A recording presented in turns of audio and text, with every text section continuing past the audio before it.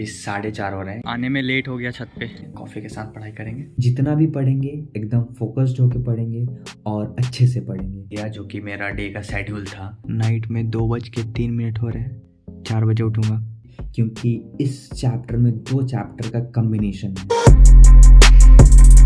तो गाइज अभी नाइट में 2:03 हो रहे हैं। अभी मुझे नींद नहीं आ रहा था, बट अभी मैं अलार्म लगा के सोने जा रहा हूँ। 4 बजे उठूंगा, उसके बाद स्टडी स्टार्ट करेंगे अपना। A few moments later. तो हेलो गाइज, गुड मॉर्निंग। मैं अभी उठ चुका हूँ और अभी 4:30 हो रहे हैं और आज है 30 जनवरी। तो गाइज मैं आज इतना जल्दी इसलिए उठ गया हूँ क्योंकि कल दिन में मैंने थोड़ा सा सो लिया था और उतना मेरा दिन प्रोडक्टिव नहीं हो पाया था, ठीक से मैं नहीं पढ़ पाया था। इसलिए मैंने सोचा कि आज मैं 4 बजे उठूँगा, बट 4 बजे नहीं उठ के 4:30 में उठाऊँ और अभी से पढ़ाई अपना स्टार्ट करूँगा। तो सबसे पहले आज मुझे पढ़ना है इंग्लिश, क्योंकि क्लास वर्क में कुछ क्वेश्चंस मिले थे, लगभग 50 क्वेश्चंस, उसको सॉल्व करने मुझे बनाने हैं। तो बेड पे ही रह के पहले क्वेश्चन सॉल्व कर लेते हैं, उसके बाद फिर मिलते हैं आपसे। तो गाइज 4:30 बजे उठने के बाद भी फ्रेश होते होते इधर उधर करते करते 5 बज गया। तो मैं 5 बजे से बैठा इंग्लिश लेके जो क्वेश्चन मिले थे उसको बनाने के लिए। और गाइज पढ़ने का तो मन नहीं कर रहा था, मन कर रहा था कि थोड़ा देर और सो जाता हूँ, तब बाद में उठ के पढ़ लूँगा। 6 बजे से पढ़ लूँगा, 5 बजे से पढ़ लूँगा।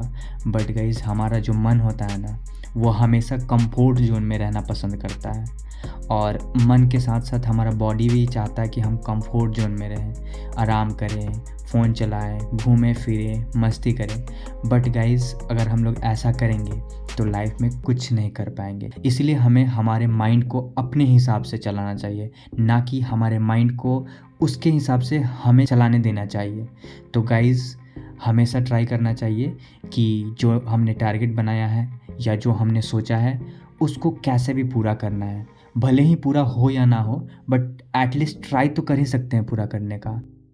तो गाइज़ मुझे अभी जो इंग्लिश में जो होमवर्क मिला हुआ था वो बनाना था, वो मैंने बना लिया है। लुसेंट तो पढ़ना ही है, तो अभी मैं जा रहा हूँ बेड पर ही, क्योंकि ठंड लग रहा है तो बेड पे ही लुसेंट पढ़ूंगा। अभी मुझे हल्का हल्का नींद लग रहा था जब मैं पढ़ रहा था, तो नींद को भगाने के लिए मैं जा रहा हूँ कॉफ़ी बनाने, क्योंकि कॉफ़ी पीने से नींद गायब हो जाता है। तो देखते हैं, ट्राई करते हैं, कॉफ़ी बनाते हैं, कॉफ़ी के साथ पढ़ाई करेंगे।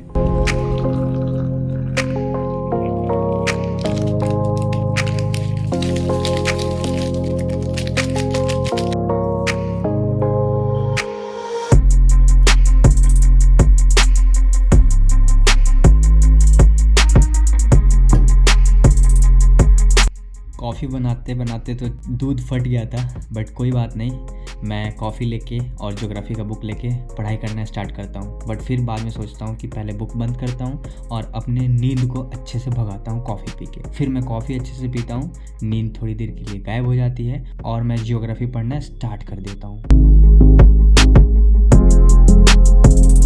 ज्योग्राफी में मैं चैप्टर पढ़ता हूँ मैन्युफैक्चरिंग इंडस्ट्रीज़, और इसमें बहुत सारे टॉपिक हैं, जैसे contribution of industries to national economy, industrial location, classification of industry, etc। फिर उसके बाद आज का मैं टू डू लिस्ट बना लेता हूँ, क्योंकि मैंने टू डू लिस्ट तो पहले बनाया नहीं था मॉर्निंग में, क्योंकि मैं बेड पर पढ़ रहा था और अभी टेबल पे आया हूँ। तो सबसे पहले टू डू लिस्ट बनाता हूँ और उसके बाद आज का हैंड राइटिंग प्रैक्टिस लिख लेता हूँ एक बुक में से देख के।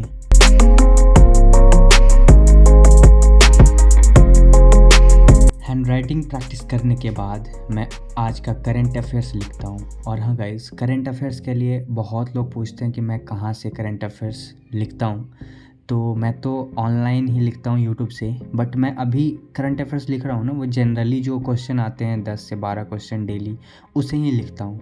बट बीपीएससी या यूपीएससी के लिए डेप्थ में पढ़ना बहुत ज़रूरी है, क्योंकि बीपीएससी या यूपीएससी में जो भी क्वेश्चन राइज होते हैं, या प्रीलिम्स में या मेंस में, तो वह सारे क्वेश्चन होते हैं डेप्थ से पूछे हुए क्वेश्चन, डीपली क्वेश्चन ज़्यादा बनते हैं। मैं अभी अपना हैबिट बना रहा हूँ डेली करंट अफेयर्स लिख के और पढ़ के, इसलिए मैं रेगुलर बेसिस पे नॉर्मल क्वेश्चन आते हैं मैं वही कर रहा हूँ। तो गाइज आज का मैंने करंट अफेयर्स लिख लिया है, इसको रिवाइज भी कर लिया है।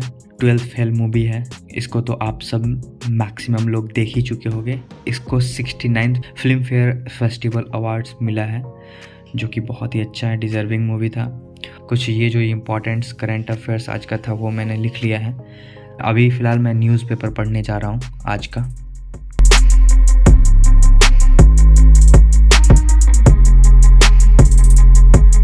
तो गाइज़ मेरा मॉर्निंग का सारा शेड्यूल ख़त्म हो गया है और मैं बंदे गोभी और आलू का सब्ज़ी बना रहा हूँ और चावल।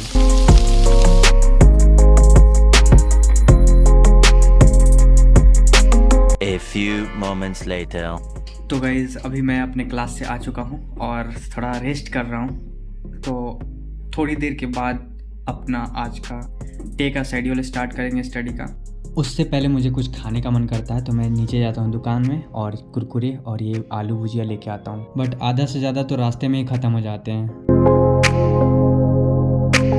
फिर उसके बाद मैं पॉलिटी में चैप्टर पढ़ता हूँ पॉलिटिकल पार्टीज, और इसमें कुछ टॉपिक है why do we need political parties, meaning, function, ruling party, necessity, how many parties should we have, national party, state parties. Kishan Kumar का कमेंट था कि वो क्लास 8 में जाने वाले हैं और उनका ड्रीम है IPS बनना, और वो पूछ रहे थे उन्हें कौन सा सब्जेक्ट पढ़ना चाहिए। तो आप 8th में जाने वाले हो और आपने अभी से ही अपना ड्रीम बना लिया IPS बनने का, UPSC क्रैक करने का, तो it's great for you, but आपके पास अभी बहुत टाइम है, 8, 9, 10th, 11th, 12th। तो मेरा सजेशन ये है कि आपका जो अभी क्लास के जितने भी सिलेबस हैं, जितने भी बुक्स हैं, उसको आप अच्छे से अभी से पढ़ो, स्पेशली SST जिसमें कि मेनली सारे सब्जेक्ट आ जाते हैं, history, geography, economic and political science. तो ये तो पढ़ना ही है और प्लस साइंस सब्जेक्ट भी पढ़ना है। तो अगर आप अभी से क्लास वाइज सारे सिलेबस को कंप्लीट करोगे तो जब आप UPSC की तैयारी करोगे तो आपको ये सब बहुत आसान लगेगा और अच्छे से UPSC का सिलेबस भी कवर हो जाएगा और आपका एग्ज़ाम भी क्रैक हो जाएगा फर्स्ट अटैम्प्ट में, अगर आप चाह दो तो अभी से आप क्लास पे फोकस करो, बस क्लास का सिलेबस अच्छे से कंप्लीट करो आप। तो गाइज़ अभी हमने प्रैक्टिस सेट एंड मैथ्स पढ़ के ख़त्म कर दिया, जो कि मेरा डे का शेड्यूल था। अभी लगभग 5 बजने वाले हैं और मुझे अभी हिस्ट्री पढ़ना है, तो अभी मैं जा रहा हूँ हिस्ट्री पढ़ने। हिस्ट्री में पढ़ने जा रहे हैं work, life and leisure cities in the contemporary world. तो हिस्ट्री में चैप्टर्स काफ़ी लंबे लंबे हैं, तो इस पूरे चैप्टर्स को नहीं पढ़ूंगा, बस इसका 50% मैं पढ़ूंगा। तो इस चैप्टर में कुछ टॉपिक पढ़ता हूँ, characteristic of the city, industrialisation and the rise of modern city in England, cleaning London, transport in the city, social change in the city, politics in the city. मैंने परसों पसारे थे ऊपर कपड़े सूखने के लिए, जिसमें जैकेट भी था। तो जैकेट, बाकी सब कपड़ा तो मैंने लाया था बट जैकेट सूखा नहीं था, तो उसको मैंने ऐसे ही ऊपर छोड़ दिया था। और अभी शाम के 7 बज रहे हैं, मैं जा रहा हूँ ऊपर से लाने, क्योंकि अब फॉग गिरने लगेगा रात को तो फिर भीग जाएगा। मुझे याद ही नहीं था, अभी याद आया तो मैं अभी जा रहा हूँ ऊपर से लेके आता हूँ उसको।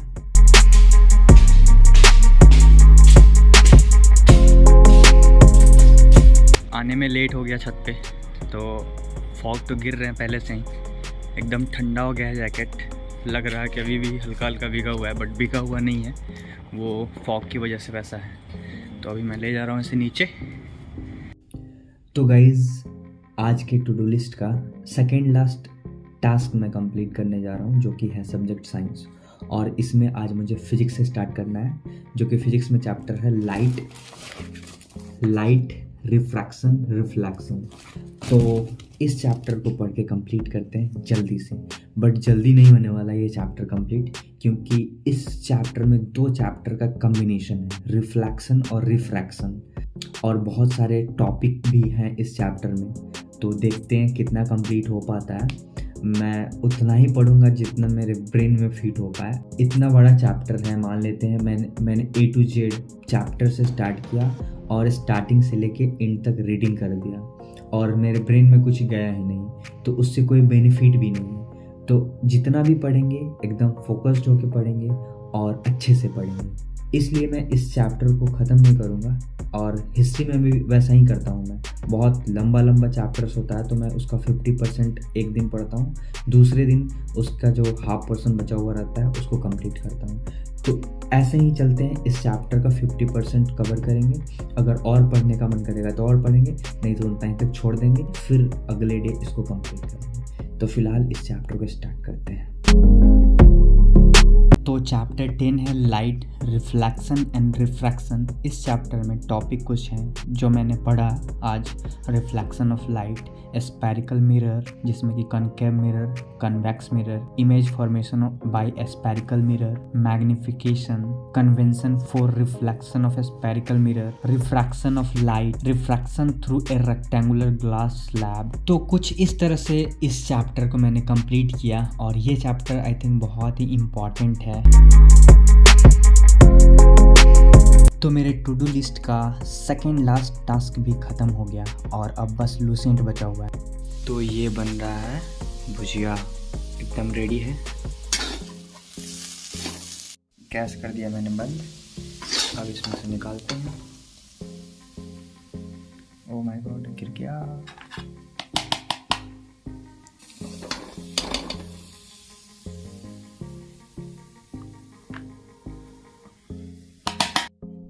तो मैंने खाना अपना निकाल लिया है, साथ में प्याज है थोड़ा सा।